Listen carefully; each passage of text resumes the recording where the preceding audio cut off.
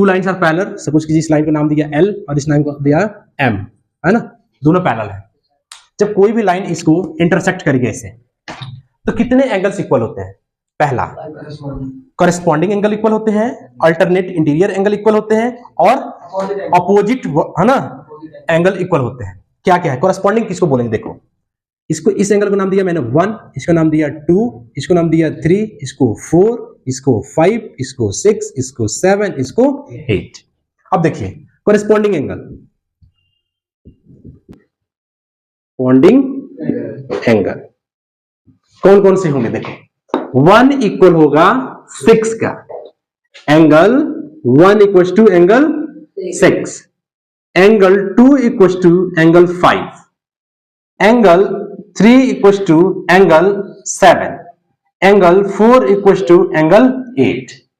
समझ आ रहा बात? इधर देखो सुमेश, इस एंगल को, मतलब ये जो जितना एंगल पे ये झुका है ना, यहां ये 1 उतना ही पे ये भी झुकेगा, 6 वाला, ठीक है। जितना पे ये इधर झुका है 2 उतना ही पे यहां 5, जितना पे ये 3 है उतना पे ये 7, जितना पे 4 है उतना ही पे 8।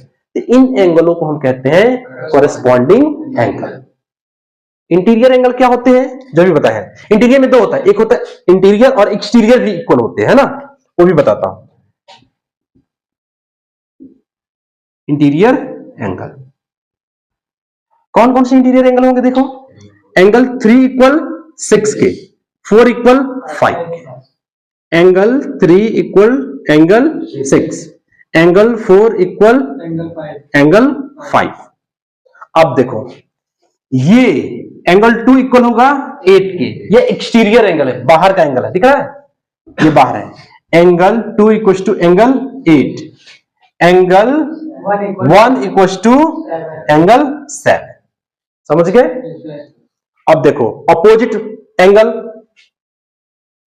4 इक्वल होगा 2 के, 1 इक्वल होगा 3 के, 6 इक्वल होगा 7 के, 5 इक्वल होगा 8 के। समझ गए?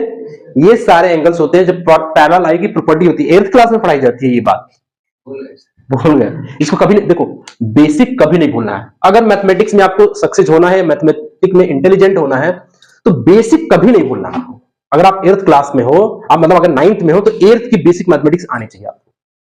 मैं कभी मैथमेटिक्स प्रैक्टिस नहीं किया, मैं बहुत कम मैथमेटिक्स पढ़ता था, मैं सबसे ज्यादा फिजिक्स पढ़ता था, लेकिन फिर भी मैथमेटिक्स में अच्छे मार्क्स आते हैं, क्योंकि मुझे कॉन्फिडेंस है, यार मुझे आता है, बेसिक आता है, क्वेश्चन देंगे, फॉर्मूला देंगे। हाँ, मैं वो क्वेश्चन देता था जिसमें कुछ ट्रिक्स हो। जिसमें मैथमेटिक्स में कुछ क्वेश्चन होते हैं जिनमें कुछ ट्रिक्स होते हैं, जिसमें कुछ ऐड करना हो, कुछ सब्ट्रैक्ट करना, कहीं डिवाइड करना हो, है ना, तो उनको हम करने के लिए क्या करते हैं, याद रखते हैं कि ये क्वेश्चन है। जैसे ट्रिग्नोमेट्री के क्वेश्चन आप करोगे तो आपको पता होना चाहिए, यहाँ 1/2 से डिवाइड करेंगे तभी ये सॉल्व होगा, तभी ये फॉर्मूला बनेगा, हमें खुद बनाना होता है।